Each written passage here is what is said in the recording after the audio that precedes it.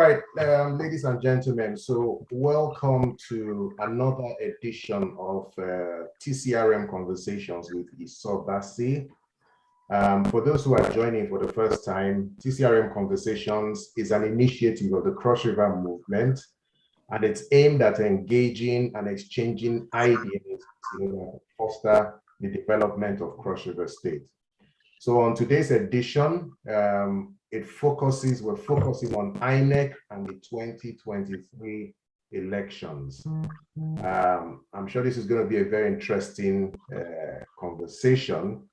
Now, prior to the conversation, I put out a statement, which said that there's an interesting yet worrying fact about elections in Cross River State.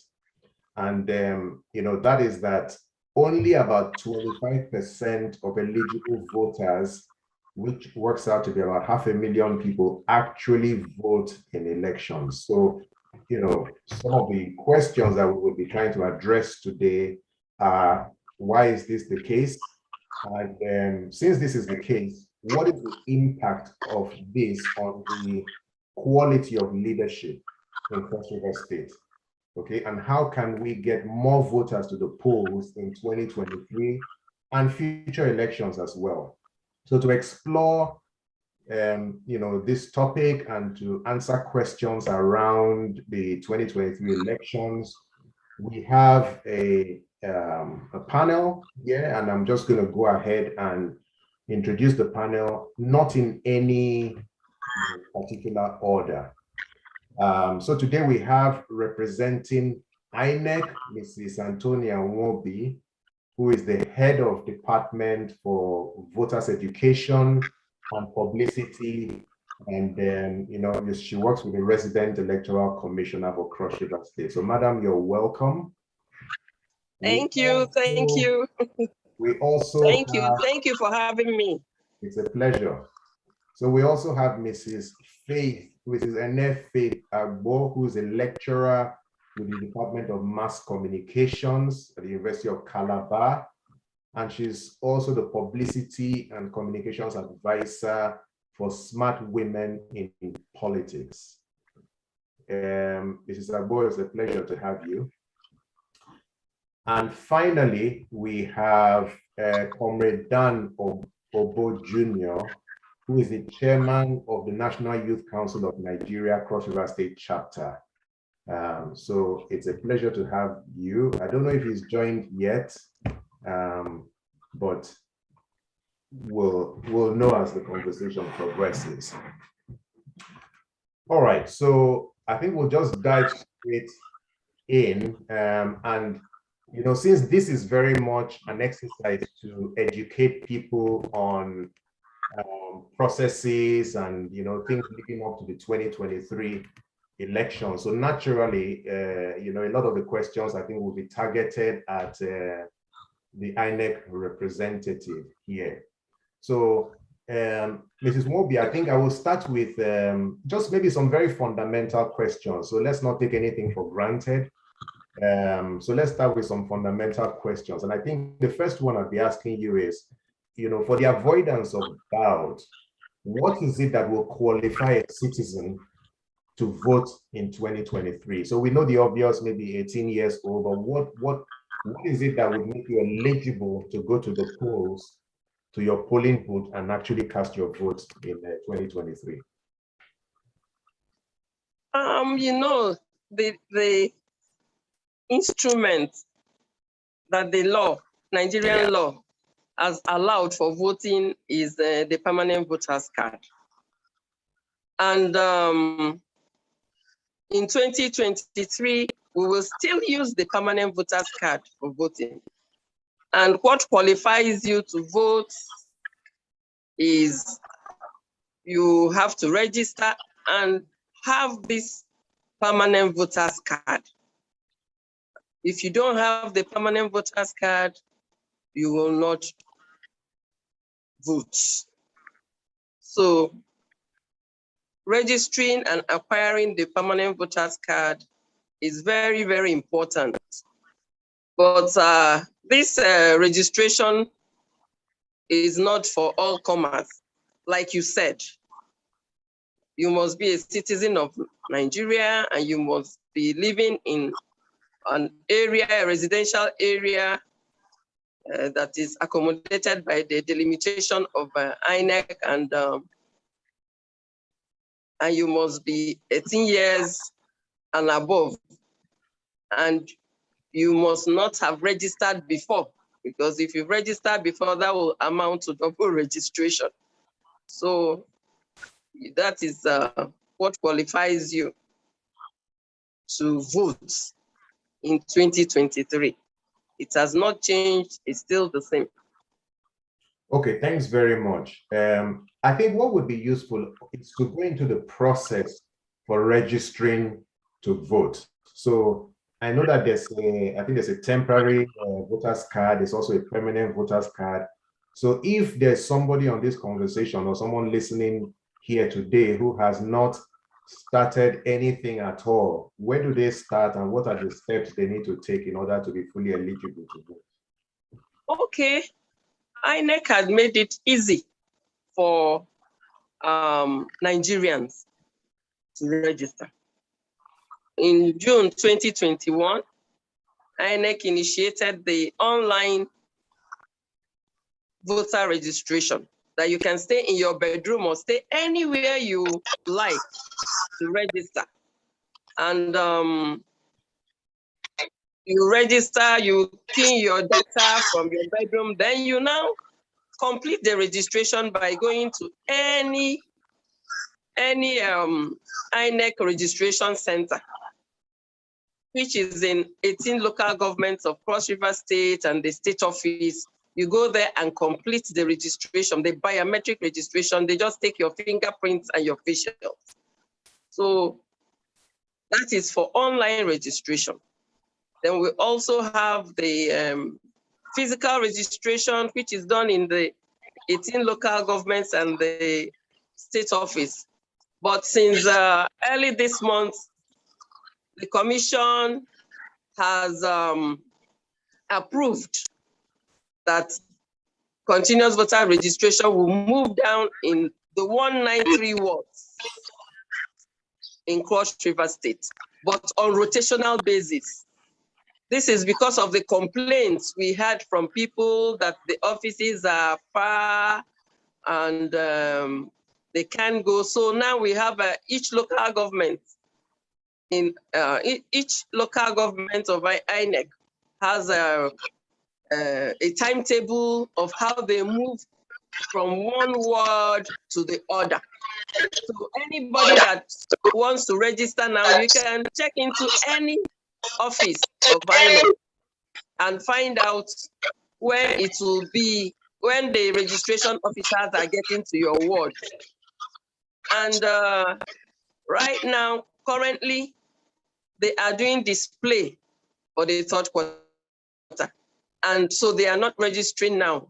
The registration will start again on 11th of April and will end on June 30th. And there will not be extension. This is the last registration that we will do before 2023 elections. This is to allow time for printing of the permanent voters' cards. When you register online or physical, they will give you a printout. And it's the printout you will use to collect your permanent voters card when the Commission announces the collection. It will be a nationwide announcement. So that is where we are right now in continuous voter registration. Right now, we are doing display for the third quarter, because we started in June, and every 3 months, we stop and do display, what we call display of the preliminary voter register. You just display the names of the people that registered, and they come and do corrections if they have, or any objection they have, they tell you before we continue. And we've done the first quarter, we've done the second quarter, we've done the third quarter, and from April 11th to June 30th, we will have the last quarter, and it's a nationwide activity. So I believe that people should come out that had not registered to register. And moreover, again, I hear some people say that, oh, we registered in June, we have not collected permanent voters card, and they go again and register. It is wrong. We are doing registration for straight this 1 year. Then from July, we will start printing of cards. And when the cards are ready, people will go and collect their cards.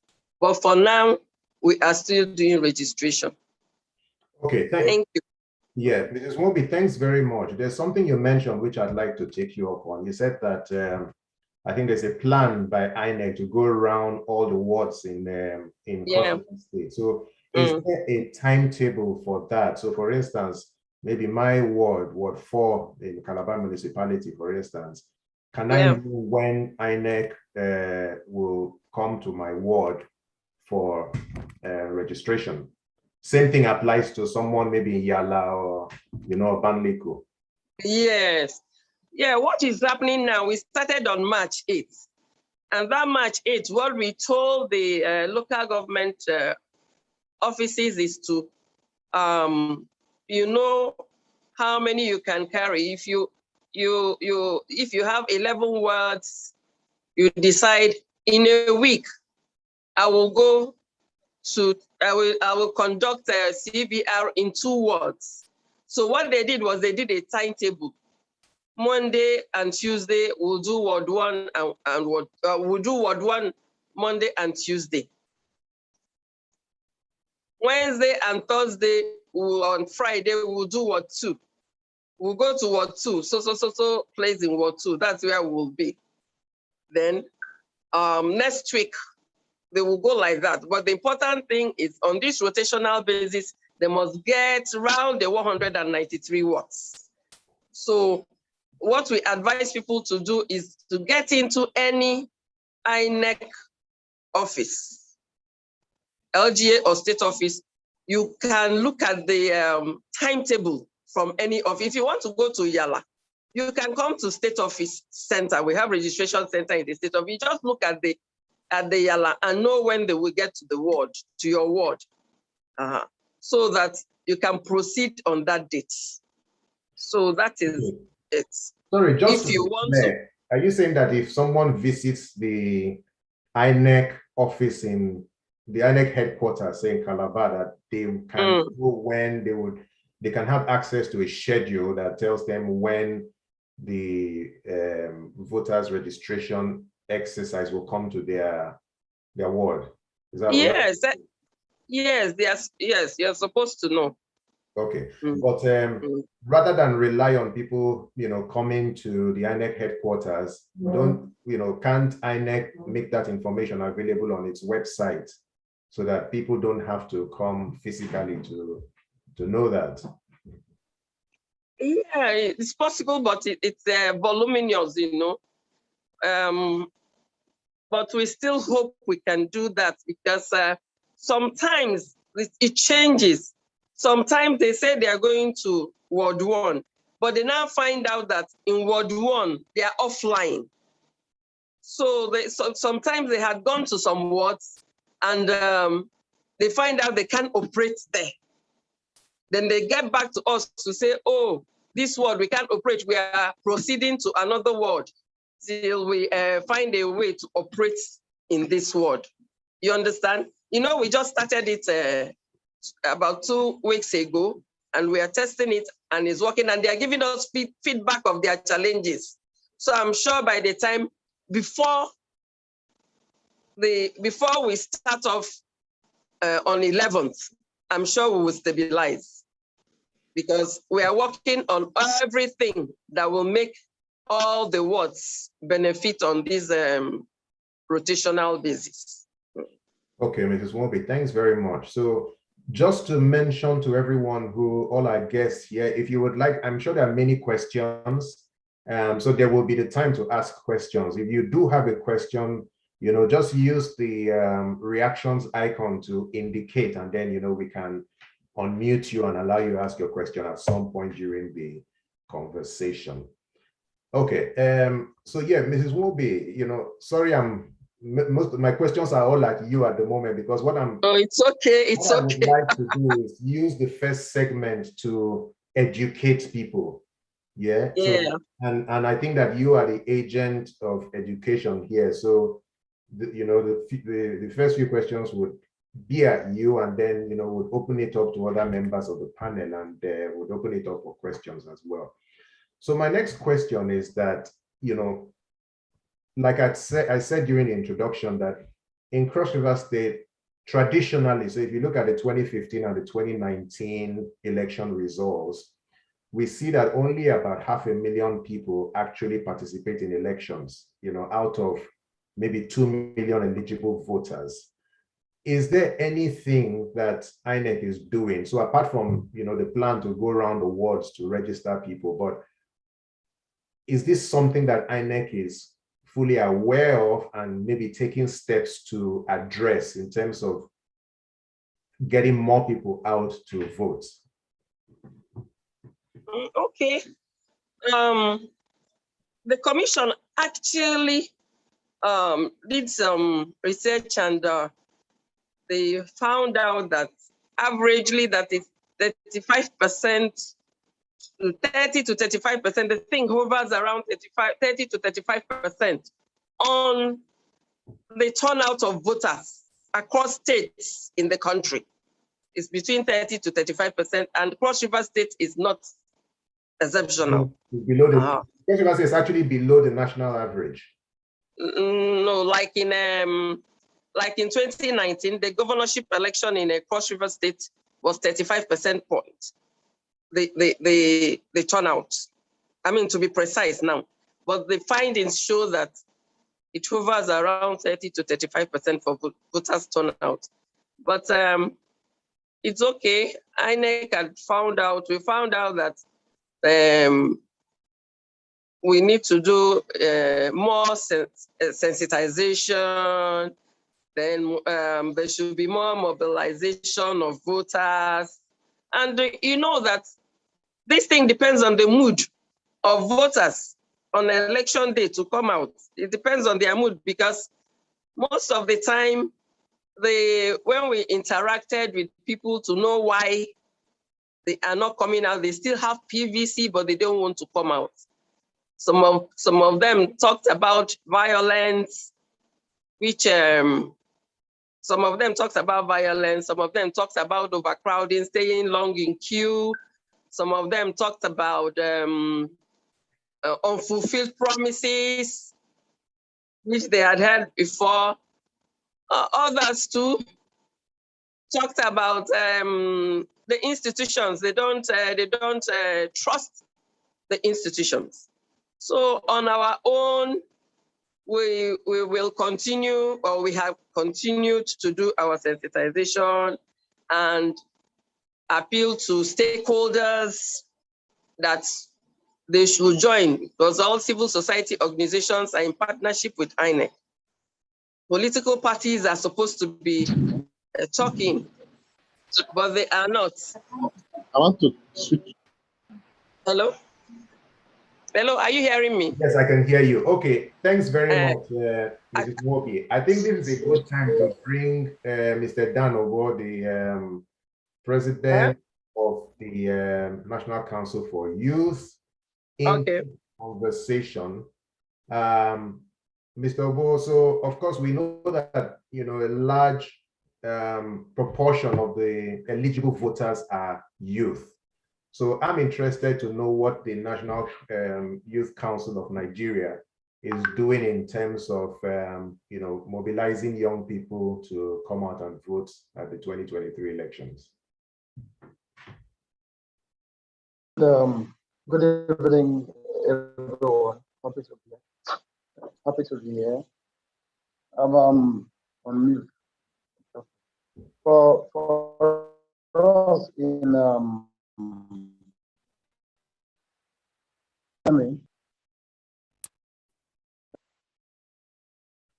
hello? Your audio is not great, but carry on. Okay, so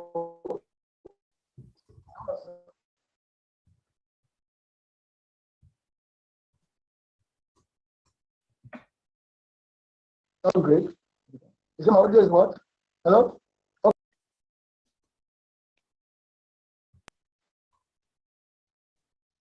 Mr. Obo, are you able to participate? Looks like you're having problems with your audio. Okay, so let me go back to Mrs. Wobi, if you don't mind, I'll come back to you while I'll come back to you while I give. I think I'm on. Okay, so yeah, carry on, please. Mr. Obo, carry on, we're listening. Okay, so Mrs. Wobi, let's go back to you, please. Okay. So my question would be, so well, for us in Youth Council, we have tried our best. Yes, for us in Youth Council, we have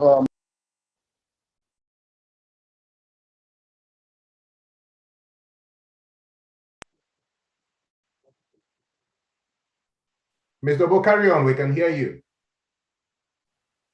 okay, fine. So for us in the Youth Council, we have gone far in terms of mobilizing people to understand their rights, and that we can now have confidence in right, that our votes will count. Now, in Cross River State, I can tell you that INEC is not partnering with us in terms of sensitization. And you and I know at a certain point, we lost confidence. So it is the latest technology that INEC has introduced that is making us have confidence. People go to vote, their votes don't count, right?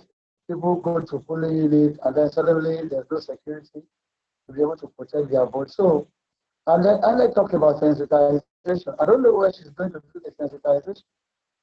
I don't know. We have 196 council ward of young people that INEC called us to say, look, we come, let us partner, or let us be able to go ahead to sensitize young people for voters. The reason is because they have left politicians are the one who will now mobilize people to go and begin to vote for them. Now, you know that when they make this money and say, go to your local government, I have intention to do election, go and mobilize. We want a situation where INEC as an institution will even take responsibility because they have a budget on galvanizing young people to go ahead to do voters sensitization. So for me, I think that we are just beginning to have confidence in INEC, and I believe that what the INEC rep is saying there for crossing, I think that we're not involved. We are not, because we have been doing sensitization on our own. Most likely, they might be using other youth groups.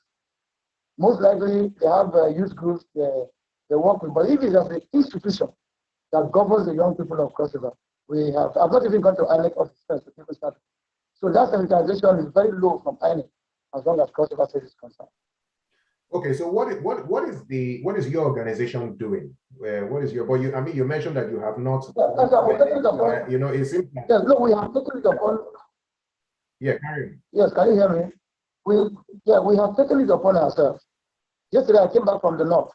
The meeting was held in the Western Council Hall for the 5 local governments in the north, and we preached the importance of having your PVC. As I speak to you, for you to be part of the schools of your council, you no longer need the national ID card. You need just a voter's card, right? I went down to Central, did the same thing yesterday. We have done in the south before. So for me, all we need is that INEC should be on top of its game and take politicians out of some certain responsibilities that should be the responsibility of INEC. INEC should come, we will go to INEC, we will all work together to make sure that young people get their PVC and choose who represents them. That is why in Cross River State, get involved, get your PVC. The future we see is now. Okay, Mrs. Wobi, do you want to respond? Yeah. Would you like to respond to Honorable Dan Obo? Yeah, I think I heard the comrade very well. He said that he has never even come to INEC. He has never. I don't know how you want to mobilize without even coming to INEC, but it doesn't matter, and it is not late. This thing, sensitization is for everybody. It's for father, it's for mother, it's for everybody above 18. Sensitization is for everybody. It's not only the work of INEC, it's the work of everybody. We have government institutions like NOAA that's all doing sensitization. Political parties are supposed to be doing sensitization. Yes, we have a youth focus group, some community, some in rural areas, some in urban, but you've not, you said I don't know, that you don't, you have not come to INEC. You haven't told us your reason. You need to come now so we can work together. That's what I can tell. Since we still have from April 11 to June 30th, this is the last phase, and I think everybody should put hands together to make sure that everybody is registered. At least let's have our PVCs before we start talking about choice of who to vote or who not to vote. But it is important that we have that PVC. And we are not doing, it's not about party, it's not about any group, it's about every citizen or every Cross Riverian having a PVC. That is it. All right, Mrs. Wombi, thanks very much. So, I mean, it sounds like it's a bit strange that the National Youth Council of Nigeria isn't, working with INEC, but hopefully I think this conversation has brought the two parties together, because I think that there's a lot of apathy. There's a lot of apathy, especially amongst the youth. And, I think it needs to be addressed. Mrs. Mrs. Wobi, I think this leads me to another question, which is, so there are, those young people who have never voted before. So this is going to be 2023 is going to be the first time that they will be voting in elections in Nigeria. Is there anything that specifically targeted at that demography that INEC is doing? It seems to me that INEC maybe needs to be a little bit more proactive in its publicity drive. So I'm interested to know those people who become eligible in 2023 to vote for the first time. What is INEC's strategy to reach them and encourage them to vote? I don't think there's anybody in Nigeria that doesn't know that registration is going. I think you've heard about that, taking a horse to stream and not forcing the horse to drink water. That is what is happening to us. Everybody knows about registration. Everybody knows that this thing is going on.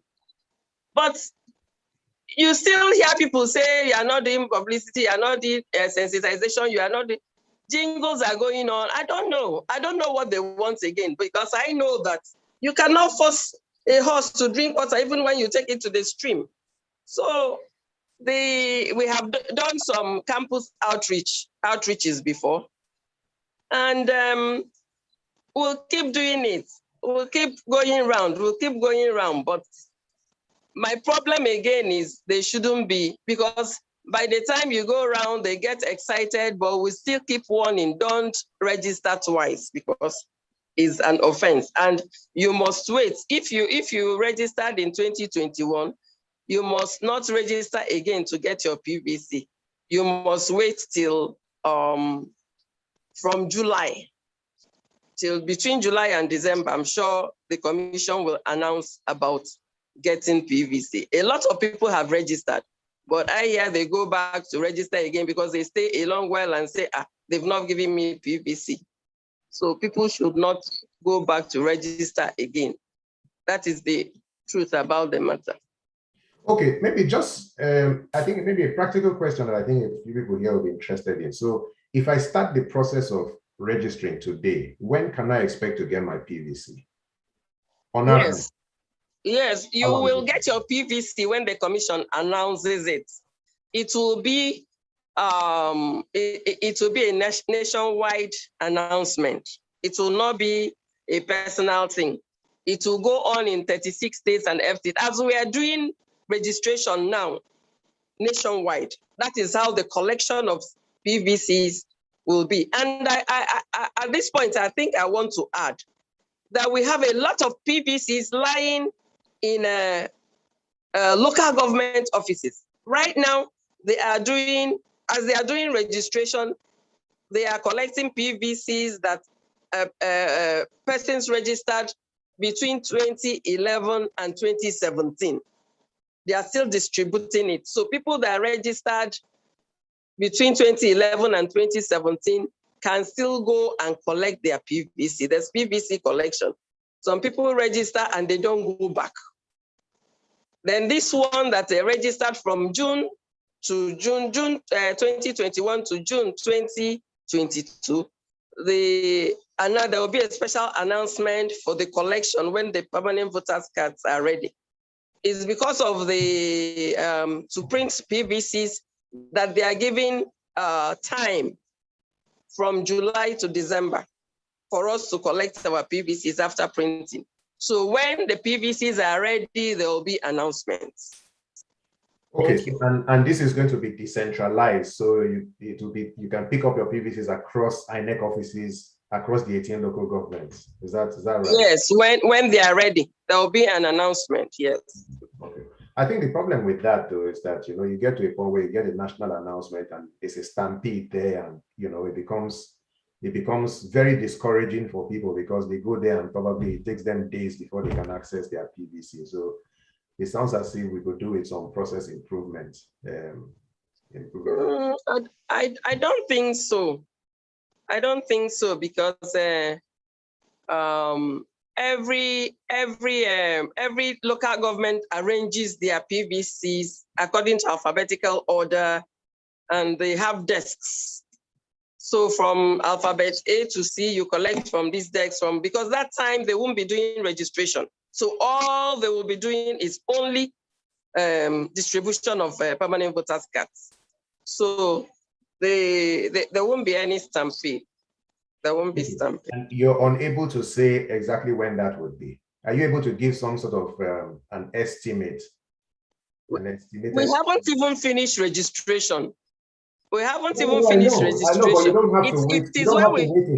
It is when we finish registration that printing will start. And registration will end nationwide June 30th.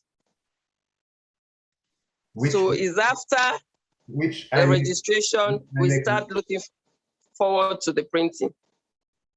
Okay, so there's no estimate for how long it will take to print at this point? No. Okay. All right, Mrs. Faith Agbo, you've been sitting patiently. Let's bring you into the conversation. So you're a lecturer with the Department of Mass Communications, the UNICA, and you're Publicity and Communications Advisor to Smart Women in Politics. So if you can tell us what Smart Women in Politics is and your involvement in the 2023, your as an individual and the organization's involvement in the 2023 elections.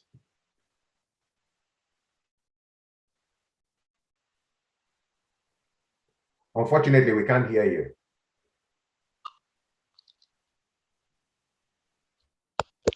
Now, we can't hear you, no. Nope. We still can't. Okay, so we'll give you some time to sort your audio out. If you've got questions, if you'd like to ask your question, use the reactions icon. Yes, we can hear you now. Okay, you can hear me now. Yeah, so please go ahead. Okay, Smart Women in Politics. We came as a group. It's a non-partisan, non-profit organization.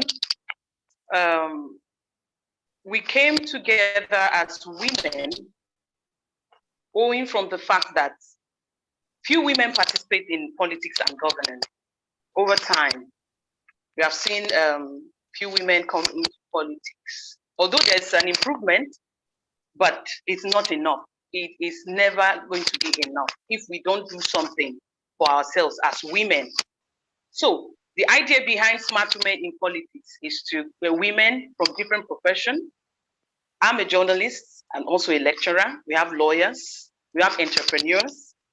In fact, one of the only female governorship aspirant in Cross River State for now is our matron.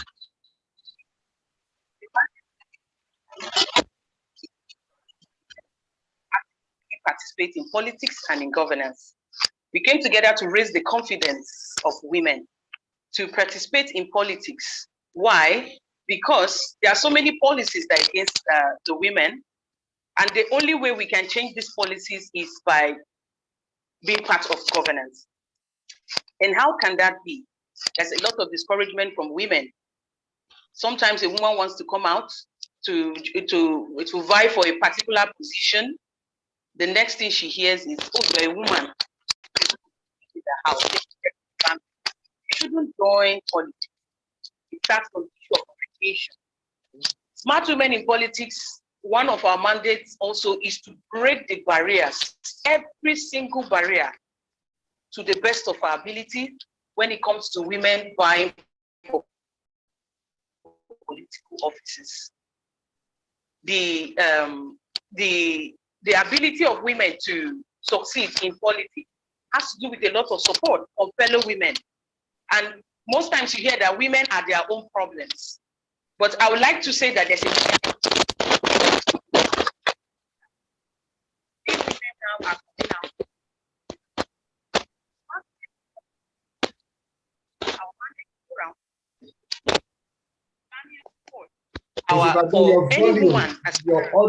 your audio is troubling.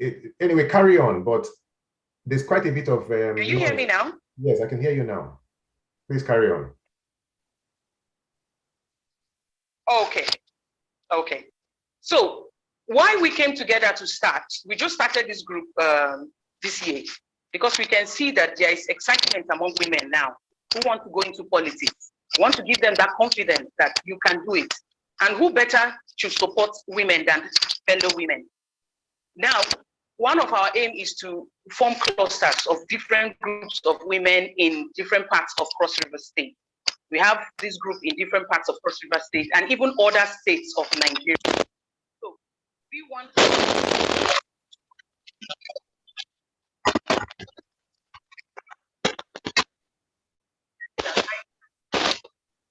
Unfortunately, we're not hearing you anymore.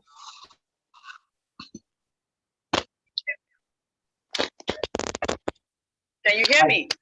Yes, but it's a bit intermittent. But what you're saying is very interesting. I would love to hear it, but there's just interference with the audio. So maybe you can try. Carry on. Okay. Or maybe I should go off video. Yeah. Maybe that would help. Maybe switch the video off. Let's see if the audio improves. Okay. All right. And just to say that there's a poll running right now, and we've got some people have actually taken the poll. So we'll run a series of polls during the course of this communication just to gauge people's opinion and get some feedback. All right, please carry on, Mrs. Agbo. Okay. Can you hear me now? Yes, we can hear you. Can you hear me? Yes. Okay. I said what I was talking about is, first of all, getting the in the first place. The typical woman would prefer not to go through the stress of going to queue up for registration or collection of PVC. She might come up with an excuse of why I can't leave the house. I have young children to cater for. I have to take care of the house. I have to make sure the meal is ready. I can't leave the shop, and so many excuses.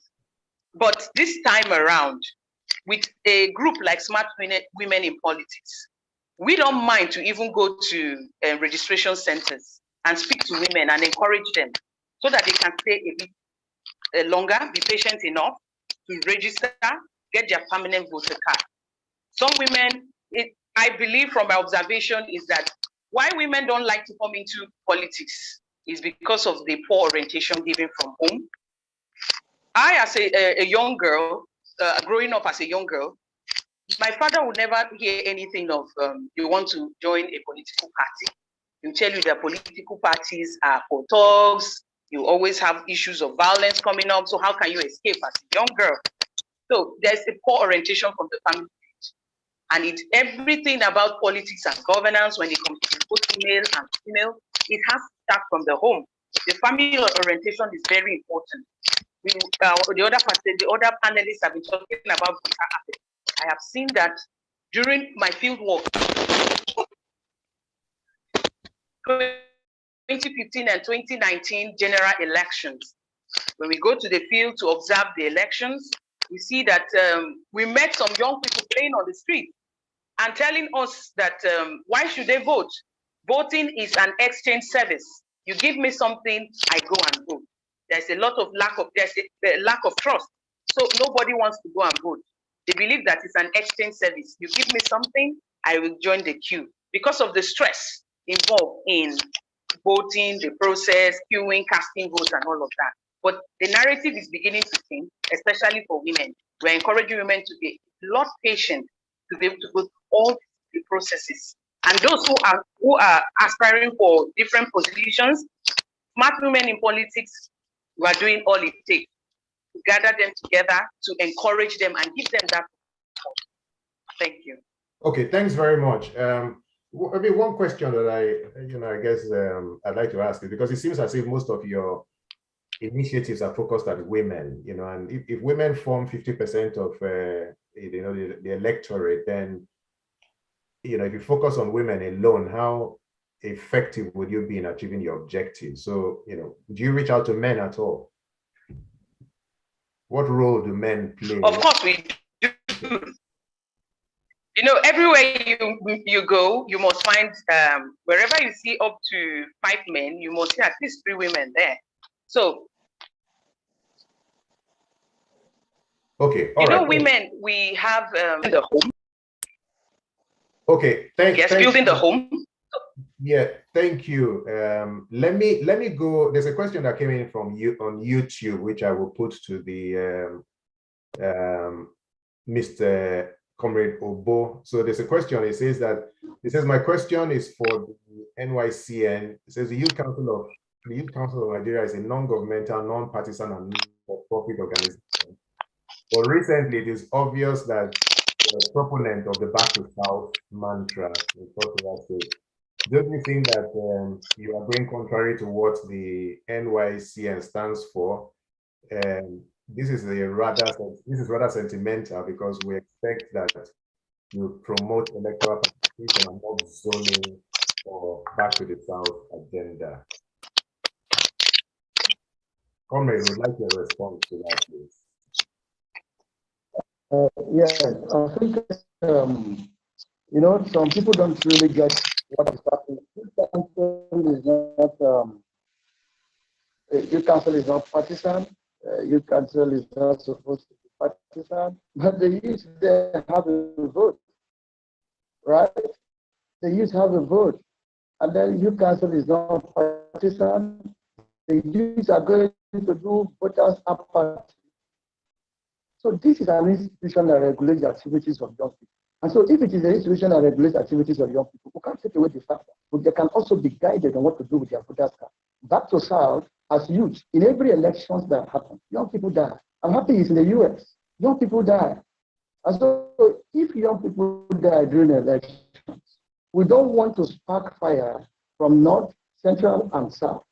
And so we insisted and spoke to our young people that, look, instead of going to instigate young people across the board, because our political system has been so bastardized that there's the mentality for ownership. Just like what the lady in mass communication said, people just don't have confidence in INEC as it were, so they go and exchange their vote with resources. So how do you go ahead with this sensitization? Now, there is no way youth don't participate in politics. So let's not deceive ourselves. We participate in politics, and there is a political culture that works. So it is back to South. We are not doing We're not doing anything different from what the Constitution says. Let him go to national. The national leadership attends plus APC convention. I don't do that. You can never find me in any political party meeting. If he has any photograph, he should bring it out. I've never attended any party meeting.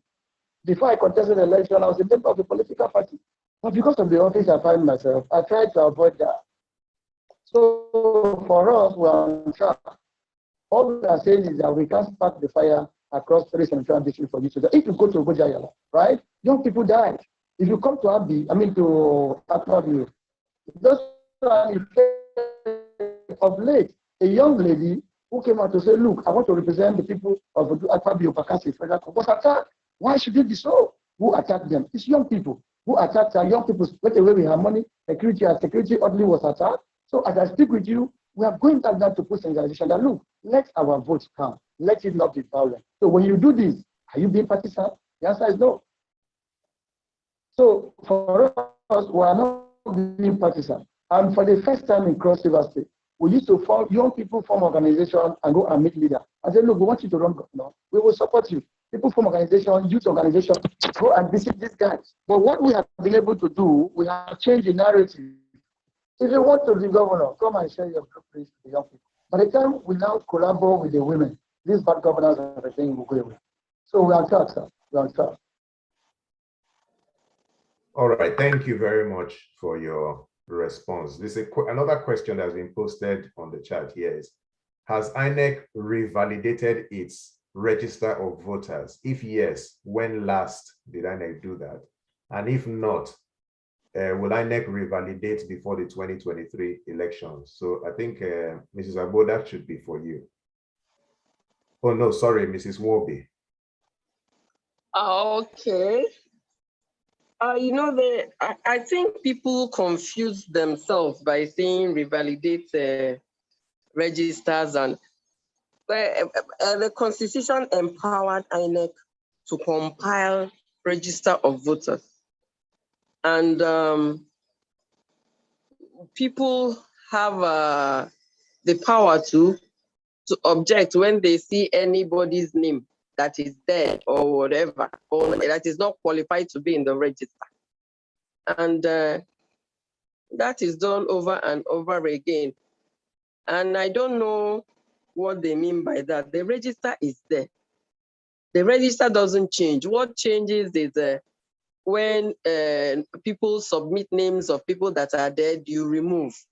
You pull out the names of people that are not supposed to be in the register by law. But the register is there.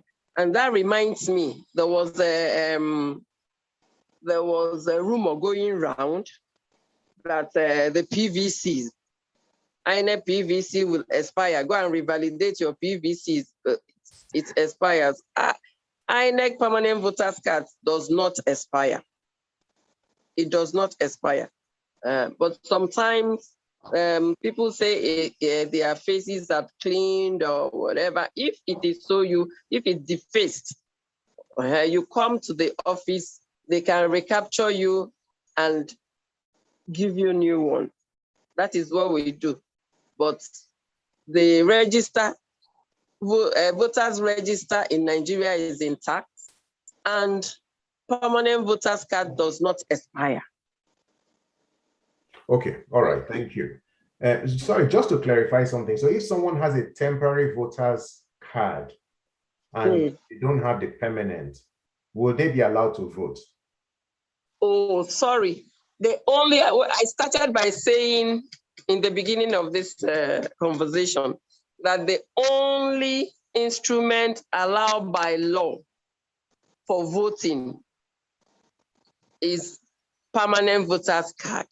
Okay. And same applies in 2023. If you have a temporary voters card, then you will submit it and collect your permanent voters card. If you have a temporary voters card and your name is in the register, but you don't, there's no permanent voters card, when you go to collect, you will need a new one. You will need to be recaptured so that you can get a new one. But if you have if your name is in the register and you don't and your your temporary voter's card is lost, you will be given your permanent voter's card. So far as the person issuing the card is convinced you are the owner, maybe with any ID card or something. Okay, so just because I know someone that this would apply to. So the person is on the voters register, okay? The person on the voters register, but doesn't have a PVC and doesn't have a temporary voter's card. What should that person do?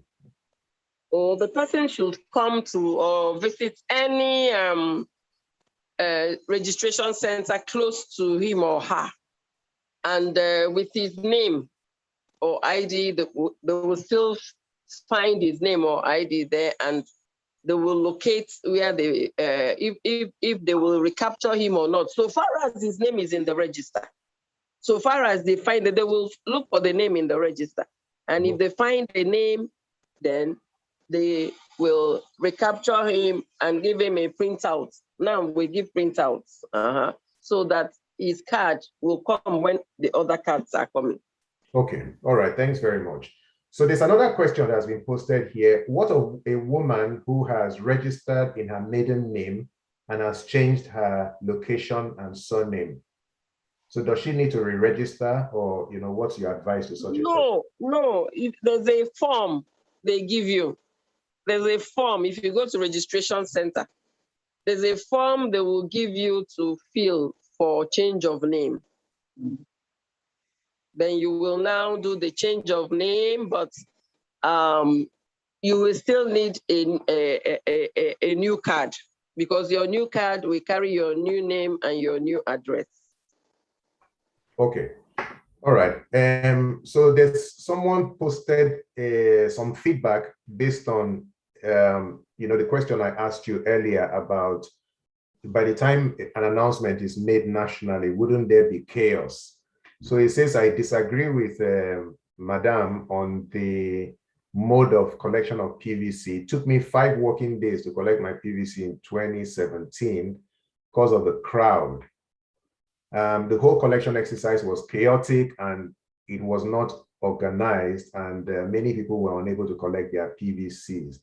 In fact, it got to the point where people started paying to collect their PVCs through politicians who had seen that as an opportunity to perfect their plans to rig the elections that were coming up in 2019.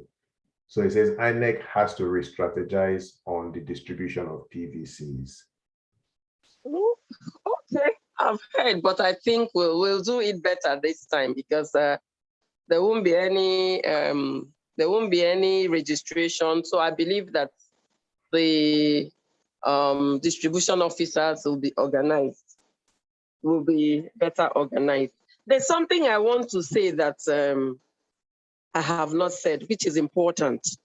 Because you mentioned crowd. The person mentioned crowd. You know that last year in May, that new polling units were created nationwide, and 998 polling units were created in Cross River State. Like every other new polling unit, most of them are still zero, reading zero. They don't have voters yet allotted to those polling units. And we are appealing to people that they should, when you go to register, or when you want to transfer, you please find out if the new polling unit is very close to you, so that you can transfer to these new polling units.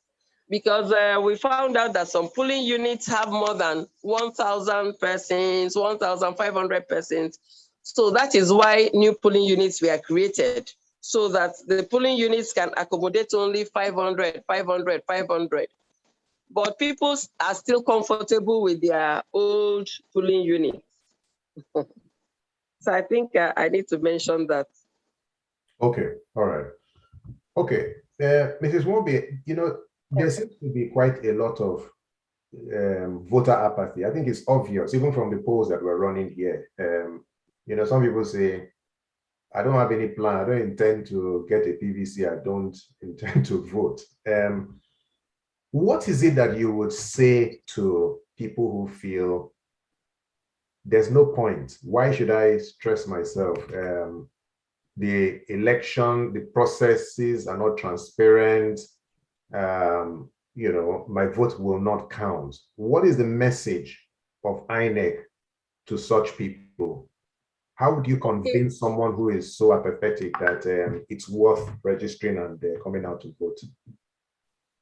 I want to appeal to everyone that they can see that this new electoral act, in the new electoral act, the INEC had been empowered to use technological devices.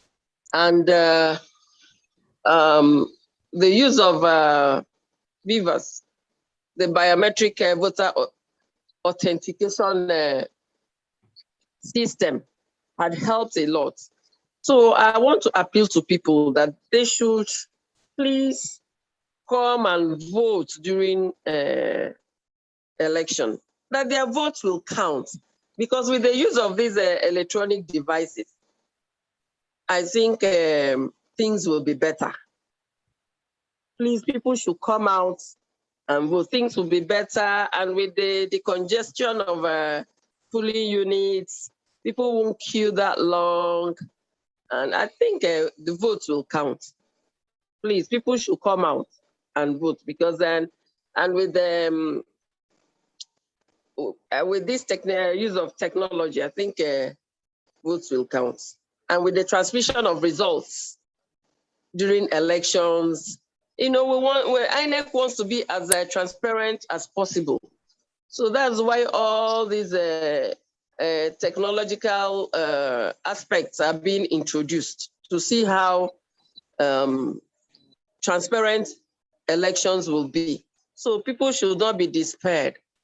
I think we are all getting better. We haven't gotten there, but gradually I'm sure we will get there. That's my message to people.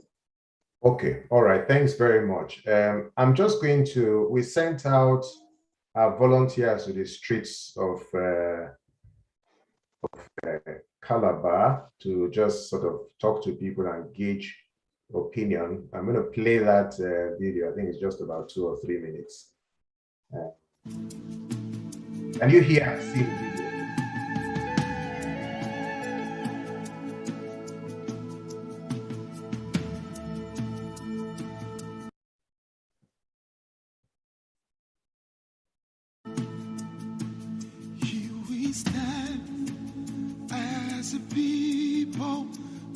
Hello everyone, welcome back to the Crash Over Movement. My name is Elizabeth Elemi and I am in the streets of Calabar. Today I will be asking the citizens of Cross River State what if they are ready for the forthcoming 2023 elections.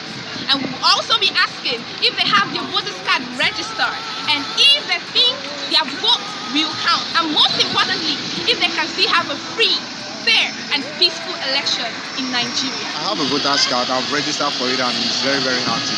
So I'm 100% ready for the 2023 election. And I believe with a very good faith that it will count, that the youth will come out massively to support the rightful leader. I have my voter's card. Yeah, with the development of INEC, BVAS is an electronic machine that once you are in the field, you exercise your franchise, okay? It must count. Yeah, despite the drawbacks in the electoral process in this country, but I believe that with the new invention of BVAS, it will get better and our vote will count. I have my voter's card. I don't think we're going to have a free and fair election with everything going on like this. And I don't know if my vote will count. The problem I have with some of the people is apathy. They stay away from the election day and they feel that their vote will not count. Exercise your right and allow the umpire to decide your own fate. The 2022 election is going to be free and fair. There is awareness about PVC. The Muslims, the Christians, they are all preaching about politics, that everybody should get involved, so that tomorrow you will not blame anybody that it was that happened and the maneuver vote and this or that. Everybody is involved to operation. Everybody one vote, and your vote will count. I have my voter's card and I'm very, very ready to vote. Everybody go and vote the choice of their candidate. You see the result. Not even this new electoral act that President Muhammad Buhari have just started into law. It will help the system. I have my voter's card ready and I hope my vote counts. As a Crossivarian, I have my voter's card and I believe my vote is going to count. It's not proper for us, the Crossivarians, to believe that our vote will not count. I'm going to stand out to vote because it's my right. All for today. My name remains Elizabeth Elemi. Many people, different tribes. All right. Oh, that's lovely. That is lovely. See, that's why I said everybody should be involved. This is beautiful. So you see, the people already know. People already know the work of beavers, and I'm sure much more people will participate. People should not give up, please. Thank you. You are doing a good work. All right, thanks very much. So I think, Mrs. Wobi, I think you mentioned electronic transmission of results, which we know is something that is part of the new electoral law. So if you can speak about those items in those new items in the electoral law, you can highlight them and tell us how they would improve the electoral process come 2023, because there are some people who would feel, okay, electronic transmission is just an easier way for the figures to be manipulated. What's your response to that? You know that the election have stages. Elections, they have stages. So the first stage is the polling unit stage, where people vote. As soon as people vote, then you do the counting and you write the result. That is the first result. And that result is in beavers. Is recorded, the number of the people accredited is recorded in the beavers device. So is the number of people accredited and the people that are that voted, the number of people that are accredited are already recorded in the beavers. Then people now come out and vote, because you accredit and vote. You accredit and vote. So it is the same number of people that are accredited that is transmitted on the first level to the portal. We have a portal. During elections, there will be a portal that results are transmitted to. And it's this polling unit result, the raw results that are transmitted in the portal before it now goes to collation. And the collation of results is the same results from polling units that are collated in the word collation before it gets to LGA. But you cannot fault that polling unit result, because if everything fails, that polling unit results and beavers will be there in the portal. And that is what is the first results. And that is what is transmitted for everybody to see. So will the result from the polling unit be transmitted from there to the portal you're talking about? Yes, yes, yes. Okay. So what happens in a case, because we know that some of these polling units are in very remote locations where there might not be internet connectivity. How will those results then be transmitted? No. You know that it has been proven that this internet thing is not true. It works. This thing works everywhere. And we have RATEX. We have experts, the technology people that follow up in these polling units. In case they have, if there's any problem, if they're the ones that transmit these results. They are just by the side there. They are the ones that transmit these results. They are the ones that look at the beavers if he has problems and all. They are all called RATEX. Okay. So this internet my point is that for the results to be transmitted, there's got to be a medium through which they will be transmitted. And if you're in a remote location that does not have any connectivity, it means that you don't have that medium to transmit. So, but if the beavers can walk anywhere, because the beavers is the battery is charged and it can last for 48 hours. So even if they come out, anytime they come out, the beavers is there. You will still transmit. Okay, all right. Mrs. Mobi, I have another question. We saw videos of some of what transpired during the Ogoja Yala federal constituency by-election, where there was violence, there was shooting. What is INEC's advice to voters when they encounter violence, at the polling unit? Anyway, this question should be posed to security. INEC knows that envisages violence, so that is why they have this interagency consultative committee group called for security, Interagency Consultative Committee on Election Security, which involves all the security agencies in the state.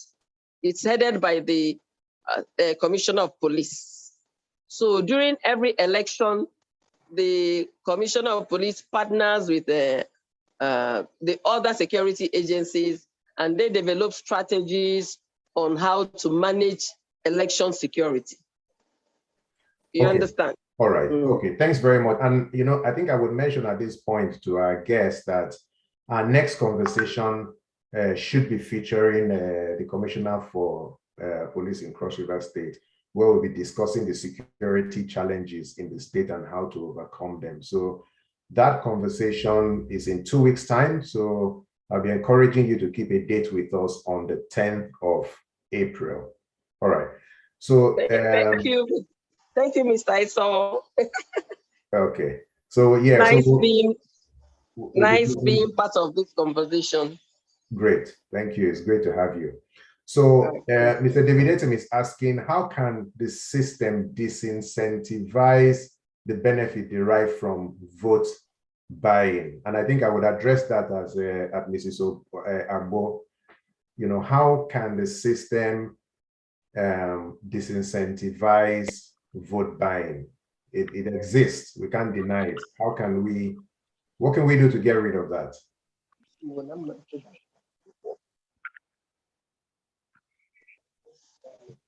We are unable to hear you.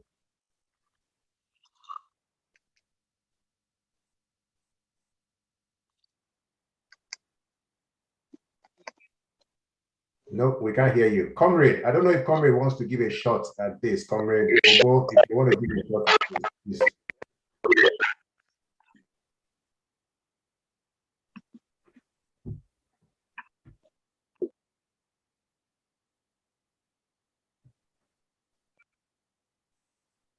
Nope. Is the Comrade still on? Okay, I'll just go out and read.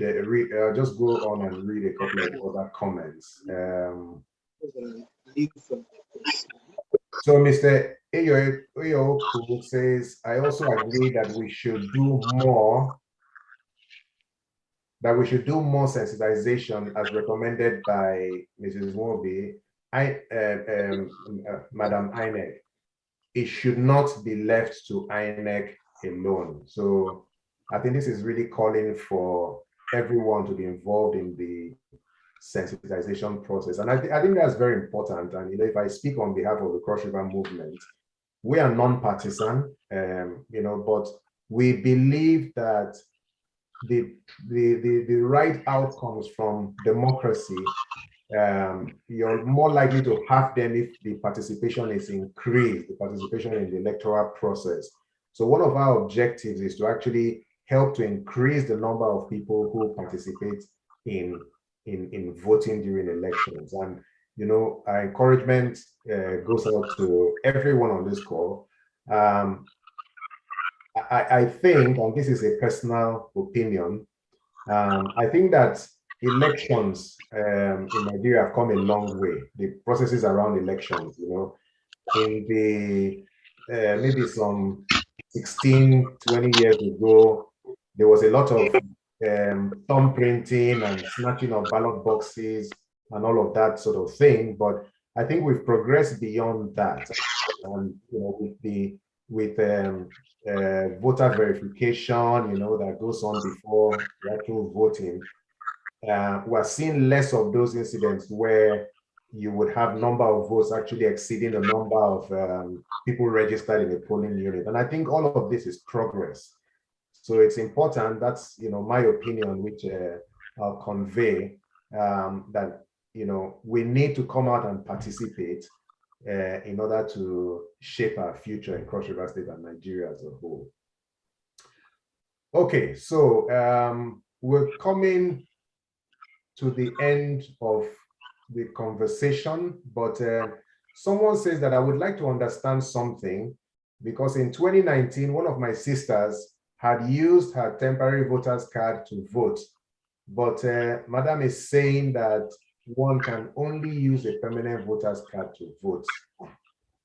Mrs. Wombi, I don't know if you want to address that. He says that his sister used You cannot use temporary voter's card, though. Please, now the person should go and collect the permanent voter's card. Temporary voter's card is not allowed. But was it allowed in the past? Because what the person is saying is that his sister It wasn't even allowed in the past. It wasn't allowed in the past. And the law says permanent voter's card. That's what the law has said all along. All along. Please. He should find out from that his sister if she actually voted. All right. Okay. Thanks. If anyone has any more questions, just indicate by raising your hand. We've got a few more minutes before we bring the conversation to a close. So if you have any more questions, this is supposed to be very educative, really. So if there are any questions, please raise them. I don't know if, okay, comrade, please carry on.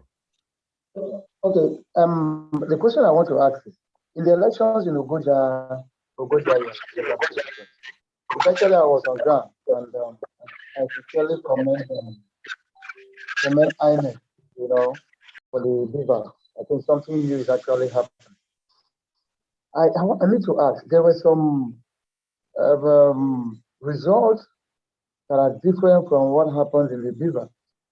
And so what is INEC doing?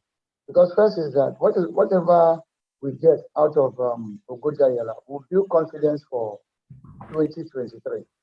And the reason why people are refusing to vote, get their PPC, is not because they don't have the right to choose leaders. It's because they just feel that their votes don't count.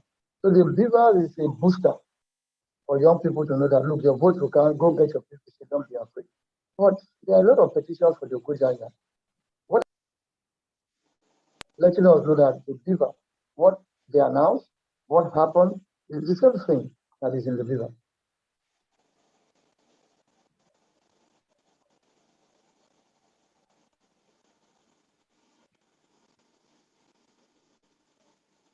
Hello? Hello? Hello, you want me to respond? Yeah. You say what? You said that what is recorded in the beavers is different from. No, what I'm saying is that I said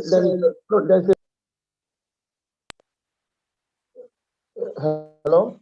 There is a petition. I'm hearing you. Well, hello. You said that what?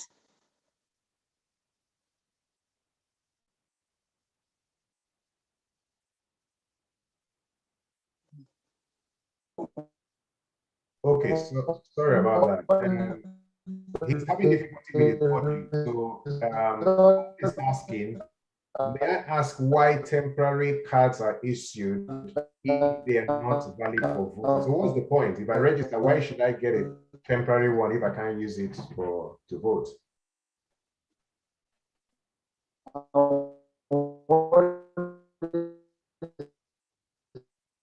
Hello? Hello? Yes. Hello? Mrs. Moby, did you hear my question? No. So somebody is asking, what is the purpose of the temporary card since it cannot be used for voting? Why are we issued temporary cards since they cannot be used for voting? Okay. Temporary cards are issued so that you can use it as IDs when you are coming to collect your permanent voter cards. You know that permanent voter card is an electronic card. A lot of chips are built in there.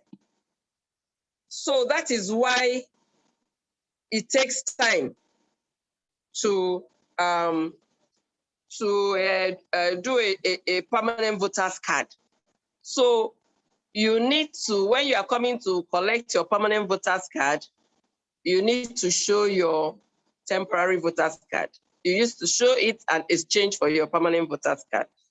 If the chips are loaded in the temporary voter's card on the spot, it would have been given to the people. But it takes time to develop it to the extent that the technological device can read it. And those are part of the transparency that are introduced. So Okay. it's not just an ordinary paper that you can just collect and come and vote. There's a reason for that. Okay, all right, thank you. I want to bring you back, Mrs. Wobi, to the provisions in the new Electoral Act.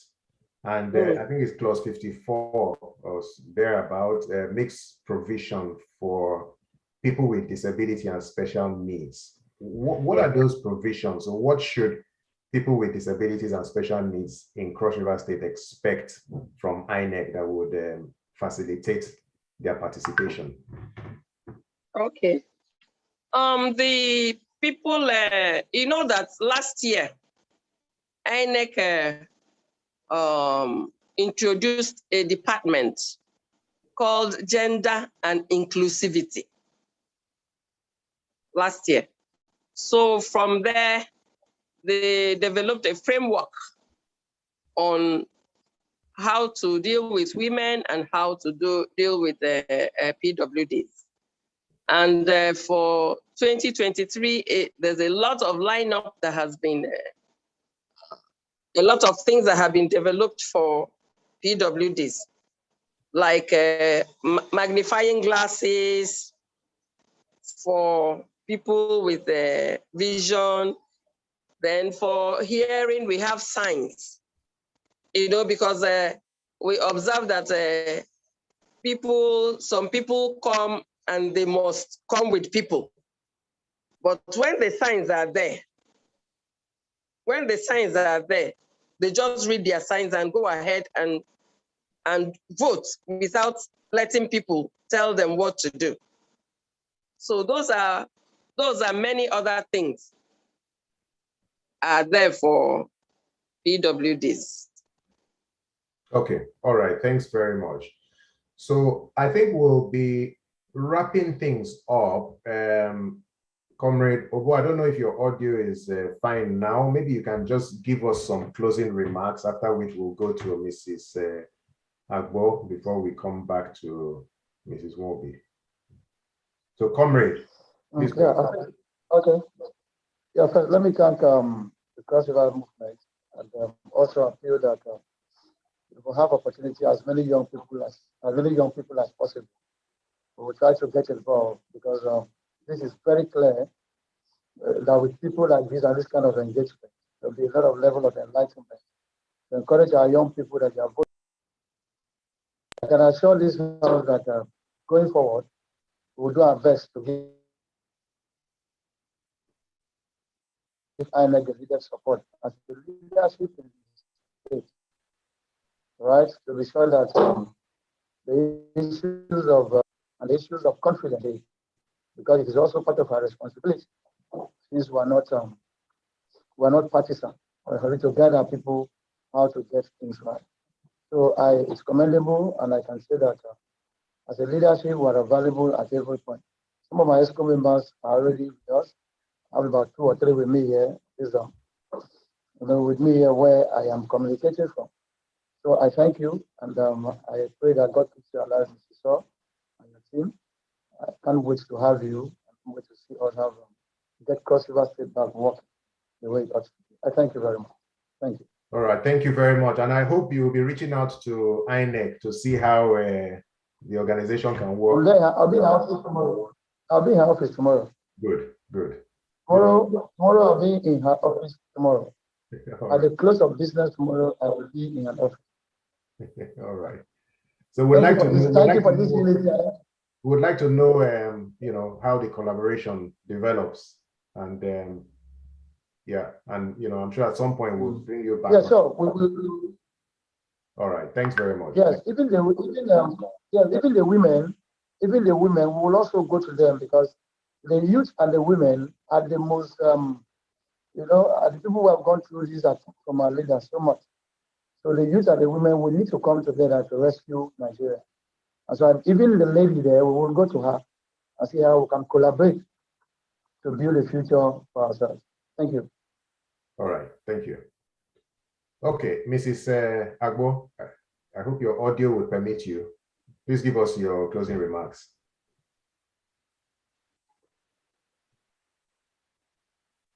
Unfortunately, we can't hear you.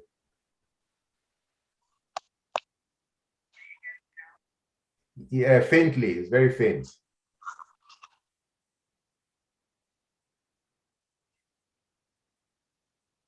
No, we can't hear you. Okay. Mrs. Morby, please, if you can give us your closing remarks. Okay. I thank you too. I enjoyed every bit of it. Thank you very much. Thank you. You are doing a good work. Thank you. We wish that people will not give up hope, come out and register and also vote in 2023. February 25th, 2023 is the presidential and national assembly elections, while March 11, 2023 is the governorship and House of Assembly elections. We hope that everybody will register, everybody that is qualified will register and make good use of their permanent voters card on those days. Thank you. Thank you. Bye. Thank you very much. So let me finally thank our panelists for making our time to be with us this evening, and also all the guests who've tuned in. Thanks very much for coming. So this was put together by the Cross River Movement, and you can find out more about us by visiting our website, www.crossrivermove.com. And we're a movement of Cross Riverians and lovers of Cross River State who just are working together for the development of our state. So we're non-partisan, not for profit. So please go on the website and join the movement. You can follow us on social media. On Facebook, we are facebook.com/crossrivermove, twitter.com/crossrivermove, and instagram.com/crossriver.move. So our next conversation will be taking place on the 10th of April, same time, 4 p.m. And we'll be focusing on the security situation in the state. And we hope to have the Commissioner for Police on the conversation, along with the State Security Advisor and other, stakeholders in security. So let's make that a date. And just to remind you that this has been streamed on Facebook and on YouTube as well. And I'd encourage everyone who's on this conversation to visit our YouTube channel and please subscribe so that you get videos whenever we share them. So thanks very much for keeping it a date with us. God bless you and see you in 2 weeks' time.